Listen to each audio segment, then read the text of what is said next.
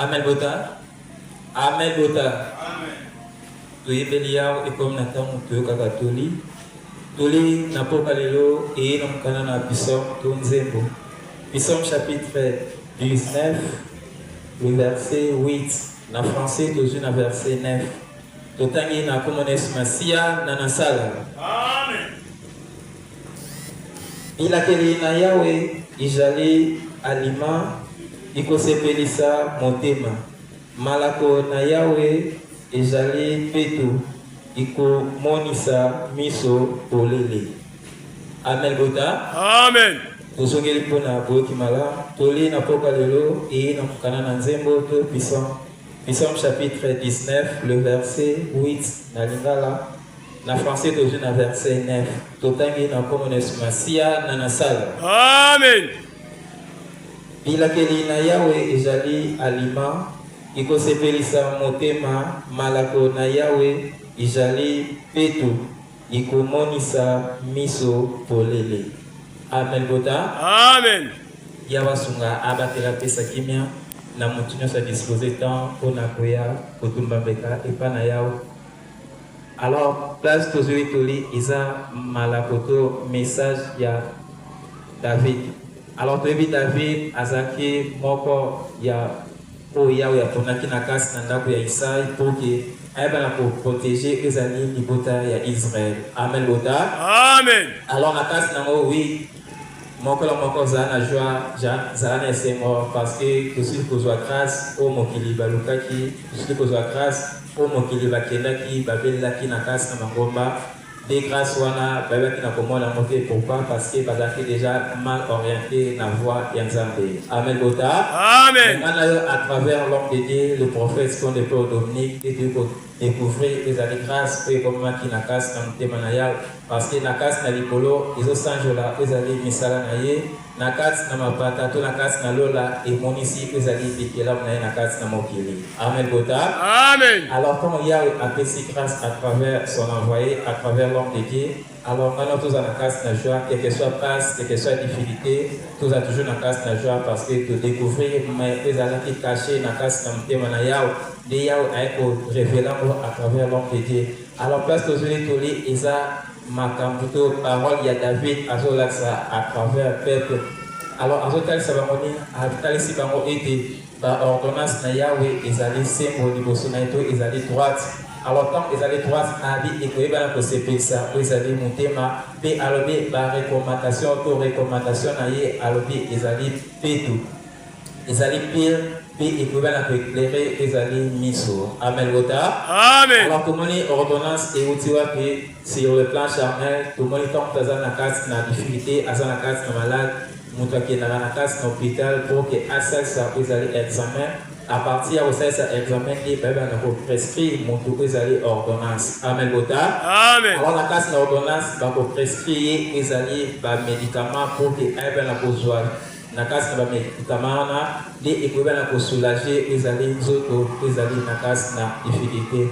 Alors comme tu as vu ordonnance pour que ayebana kozala guéri pour que habita na malade oyo aza nango esengaki ete moto alanda prescription ezali ya médecin. Alors soki moto alandi prescription ya médecin nde moto akozala guéri, mais soki moto a négligé ezali ordonnance eza prescrit par médecin moto wana azala toujours na kasi na difficulté. De même pe oui hôpital nzoto elandi traitement sur le plan charnel esengaki pe molimo ya moto eyebana kolanda ezali ordonnance ezali céleste. Amen Bota. Amen. Alors na kasi na ordonnance wana esengaki ete moto oyo akoyebana koprescrire ezali ordonnance à travers peuple ya Nzambe esengaki moto wana ayebana kowuta direct à travers na kasi na likolo parce que moto wana akoya kopesa biso ordonnance ezali non terrestre mais akopesa ezali ordonnance céleste. Amen Bota. Amen. Na kasi na ngana pe tozaki na malade tozaki na kasi na difficulté. Alors malade ni oyo tozaki nango malade oyo tozaki nango peut-être ozaki na kasi na malade ya koinga ozaki na kasi na malade ya division ozaki na kasi na malade ya songi ozaki na kasi na malade ya impudicité. Alors na kasi na malade oyo moko na moko azaki nango esengaki ete motu nyonso to moko na moko ayebana kolanda oyo ezali prescription to ordonnance to euti na kasi na likolo pour que azala guéri na malade oyo ye azaki nango. Mais tellement tozalaki na médecin sûreté oyo apeke oyo alukaki ete aprescrit biso ezali ordonnance ndenge wana tokendaki na kasi na biyanga lelo ndenge wana totatonaki na biyanga lelo to na kasi na bisika oyo tokotaki. Alors tanke totatonaki na kasi na makambo wana moyen tozwa guérison na nzela ya molimo ezalaki te. Amen lota. Amen. Alors guérison oyo tozwaki ezalaki guérison ya nzoto, c'est pourquoi tolandaki matériel, tolandaki ezalaki bozwi ya mokili. Alors tant que toye na kasi na lobanzambe, c'est toye na kasi na médecin oyo aza sir oyo aza instruit na makambo ya se, ma aza instruit na makambo ya likolo, c'est aza ko prescrire ngana yo ezali ordonnance ya likolo. C'est pourquoi tant Christ aye na kasi na mokili te aye kotel sa à travers ba disciple alobi na kasi na ndako ya tata na ngai biyanga lelo eza ebele. Alors na kasi na biyanga lelo wana de eza na kasi na bivande lelo wana de eza ba ordonnance oyo ayaki na ko prescrire epa ya ba disciple na ye. Amen lota. Amen. Na kasi na ordonnance wana de eye kozala révélé à travers l'homme de Dieu. Alors quand il vous a révélé, il est peut-être seulement il est temps pour cause na casse mesika. Peut-être difficulté que malade aux amis nango. Peut-être malade wana eko yeba na kosila soki obeli na casse na massage joli. Malade wana eko sila soki osali misala pour na casse mesika. C'est ezaba ordonnance pour eza na casse mesika. Eza pour na puluka ko guérir les ali malade ya moko na moko. Amen gota. Amen. Alors la casse malade wana peut-être difficulté où eza na casse na yo pour kolomate, mais à travers ma sang joli temps au l'axi volonté, à travers les pas volonté temps au l'axi volonté, ils ont la ordonnance que vous allez prescrire à travers l'homme de Dieu pour que ils la colombo la alors charge pour Satan à sa casse na biso. Peut-être la casse na charge wana ils ont mis ils ont dit pour que eux la poser la guérité na casse na malade où ils ont nango. Amen lota.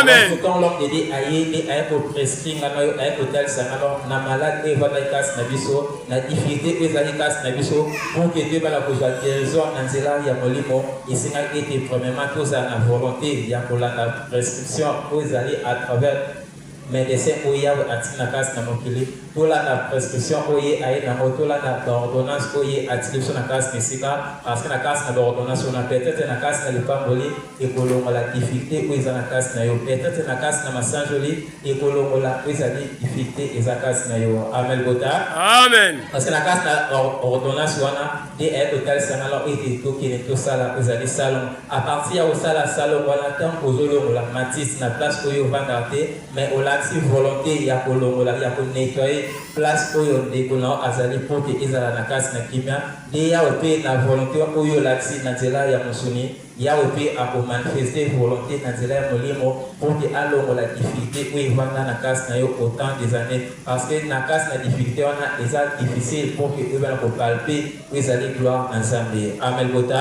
Amen. Tant que toyebaki tozaki na médecin cirque c'est pourquoi totatonaki tokenaki na kasi na bisika. Alors quand tokenaki na kasi na bisika ba pesa ngana pe ezaki ba ordonnance. Alors na kasi na ba ordonnance wana daiki kotal sangana ete lina ezali ndekona yo na kasi na ba ordonnance to ba telsa ngana yo balance na ete tant que avayo osunga mutufu oyeba état d'âme na oui okosunga mutu avayo sunga oyeba état d'âme na alors tant yo sala kama vie tant ya azaka na volonté ya kosunga yo est-ce que alukaka ayeba état d'âme oyo eza na kasi na yo alors eza ba ordonnance ko ya tina nzela ya musuni pour que émettre séparation entre basambeli. Amen gota.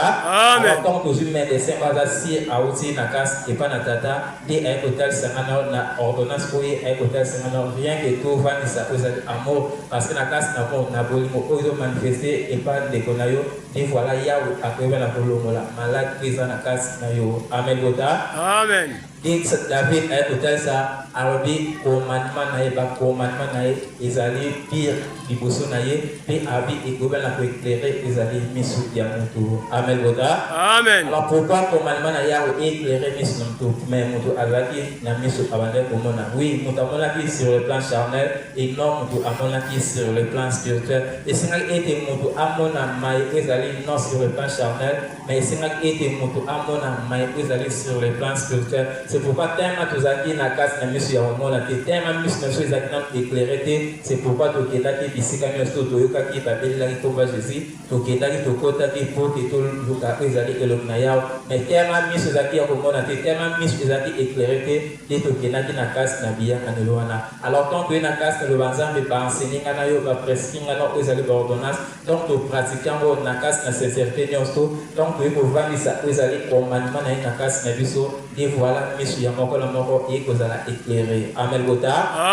miso na yo eza éclairé de voilà oyei kocomprendre oyo ezali cantique nouveau donc miso na yo ekomi éclairé de oyei kocomprendre ete ndeko oyo aza pembe na yo aza ndeko na yo moto oyo aza pembe na yo aza ndeko na yo rien que non ndeko ya famille mais oyo moto nyonso yo omoni liboso na yo nde considéré comme si ndeko na yo amen bota amen parce que na kasi na commandement nanga eza commandement oyo Christ atikelaki bayekolo na ye alobi rien que de vous aimer les uns les autres abi soki bokosala oyo ngai na recommandé bino de voilà bokozala baami na ngai amen bota auparavant azalaki ami ya nzambe te pourquoi parce que apratikaki oyo ezalaki commandement na yawe te mais moto apratikaki commandement oyo ezalaki satanique parce que na kasi na commandement na nde okendaki oyinaki ndeko na yo na kasi na commandement na okendaki na kasi na église osengaki mabe mpo na ndeko na yo eno ya kosenga malamu mpo na kasi na ndeko na yo mais tant tozwi médecin oyo aza sire oyo aye korassure oyo ezali molimo ya ngai na yo nde aye kotalisa ngai na yo tovandisa rien que la mort oyo ezvandi à travers Christ soki evandi na kasi na biso nde voilà miso yanga moko na moko ekoki na kozala éclairé liboso na yawe amen bota miso yanga na ekomi éclairé nde voilà toyei kocomprendre mensonge oyo evandaki na kasi na biglise nde toyei kocomprendre ezali le messager oyo yawe atiki na kasi na mokili à travers bolimo oyo aye kotalisa kasi na biso nde voilà ye aza guide na biso alors quand ye aza guide na biso aye kolakisa ngai na yo aye koprescrit ngai na yo ezosenga mpe na kasi na moko na moko oyo ovandi na kasi na esika sale fort ya koluka kopratike oyo ezali commandement na yawe parce que na kasi na commandement na yawe nde ekoéclaire miso na yo alors quand miso na yo ekozala éclairé nde voilà okose retrouver na kasi na royaume de cieux amen bota amen nde David alukaki atalisa libota ya Israël lelo mpe eyei kozala enseigné na kasi na moko à travers la ville ya Loja alors ni oyo azosenga kasi na biso rien que ya koluka kopratiquer baordonnance oyo atindi à travers l'homme parce que na kasi na baordonnance wana nde ekogere moko na malade oyo aza nango amen bota parce que moko aye oye na kasi na esika oza na malade oyo outaki nango na kasi na libanda alors quand oye na kasi na esika se oye na kasi na hôpital ezali ya molimo alors na kasi na hôpital wana oyo obelemi na kasi na esika eza hôpital rien que oye kosoigner malade ezali spirituel parce que malade ya nzoto ekosila te malade ya nzoto eza éternellement to malade ya nzoto eza na mpona kolongola yo na corps oyo oza nango mais malade ezali ya molimo nde voilà moto oyo yawe atiki na kasi na mokili pour que aguérir malade oyo evandaki kasi na biso autant des années alors pour que malade wana ezala guéri nde aye kolakisa nga na ete tolanda baordonnance oyo atieli biso amen bota amen parce que na kasi na baordonnance wana nde ekogérir nga na yo baordonnance wana eza nini ntango ozobelema na kasi na lipamboli ntango ozobelema na kasi na masanjoli ntango ozobelema na kasi na kiti ya dimanche ntango ozobelema na kasi na salomo nde voilà yawe aza kotraite malade oyo evandaki kasi na nga na yo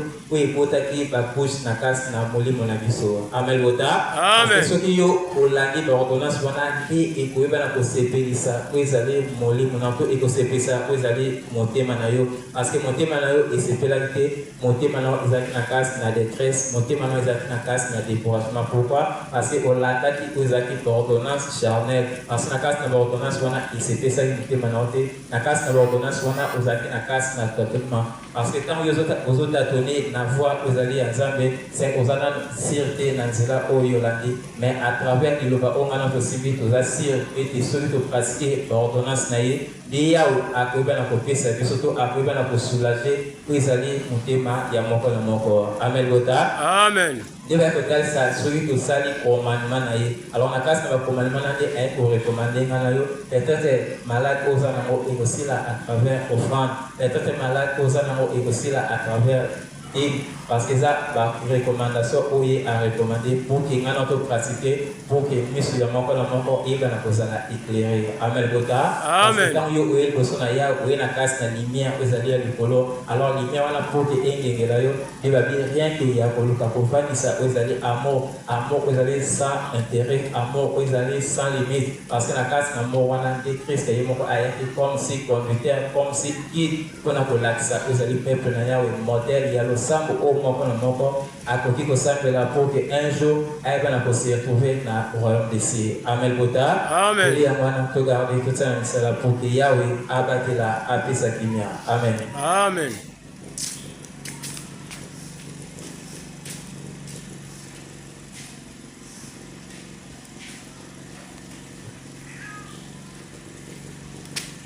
Amen bota. Amen.